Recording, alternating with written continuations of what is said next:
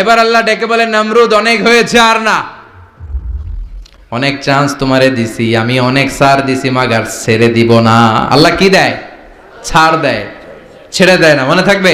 আল্লাহ বলে, তোরে মারতে আমার কামান লাগবে না, গোলা লাগবে না, ফেরেশতা লাগবে না, তলোয়ার লাগবে না, নমরুদ তোরে মারবো আমি ল্যাংড়া মশা দিয়া। ফারসালাল্লাহু তাআলা বাউদা, আল বাউদাতু জুনদুম মিন জুনুদিল্লাহ। এই মশাগুলো আল্লাহর সৈনিক। কথা কন, এই মাছিগুলো আল্লাহর সৈনিক, এই সাপ আর ব্যাঙগুলো আল্লাহর সৈনিক, এই বাতাস আল্লাহর সৈনিক, এই মাটি আল্লাহর সৈনিক। মাটি যদি কাঁপাকাঁপি শুরু করে, বসে থাকা যাবে? কথা কন। ভূমিকম্প হইলে সব দৌড়াদৌড়ি আছে না নাই? আগুন লাগলে দুর্ঘটনা আছে না নাই? বাতাস যদি 70 থেকে 80 কিলোমিটার বেগে ছুটে আসে, দুর্ঘটনা আছে না নাই? ফারসালাল্লাহু বাউদা, আল্লাহ একটা ল্যাংড়া মশা পাঠালেন। এই ল্যাংড়া মশা নাকের ভিতর দিয়ে ঢুকে মস্তিষ্কের মাঝখানে যে কামড়াতে শুরু করেছে। মশার কামড় খাইছেন না আপনারা? শীতকালে যখন আমরা কম্বল মোড়া দিয়ে ঘুমাই, কানের সামনে যখন পন পন শুরু করে, কেমন লাগে? কি বিরক্তি লাগে না? আবার ঝেড়ে টেরে আবার শুই, আবার পন পন।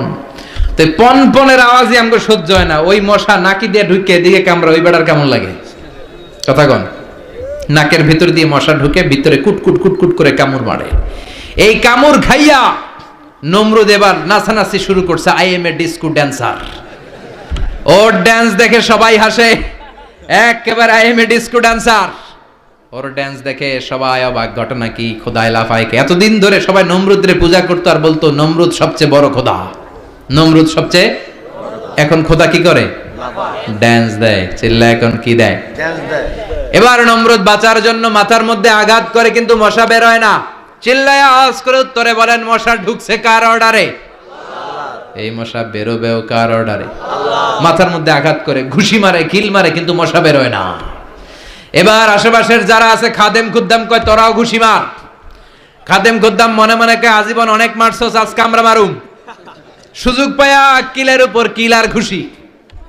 আজীবন অনেক কাজ করাইছস আমাদেরকে দিয়ে, অনেক জুলুম করেছিস, আজকে সুযোগ পেয়েছে মতো মাইরা লই। খাদেম খুদ্দাম ওরাও কিল ঘুষি। ঘুষাইতে ঘুষাইতে চেহারার মানচিত্র পাল্টাই দিছে, মাকার মশা বের হয় না। এই মশা ঢুকছে কার আদেশে? কথা কন। এই মশাটা যদি বেরোতে হয়, অর্ডার লাগবে একজনের। চিৎকার করে বলেন, চিনি কে? নিজেও মারে, বেরোয় না। খাদেম খুদ্দামরা মাথার মধ্যে কিল ঘুষি মারে, বেরোয় না। নমরুদ কয়, এবার আমারে জুতা মার। কি মার? আমরা পরি প্লাস্টিকের জুতা, বাটার জুতা, অ্যাপেক্সের জুতা। আগে পড়তো খরমের জুতা। খরমের জুতা বানাই কি দিয়া? কথা কন।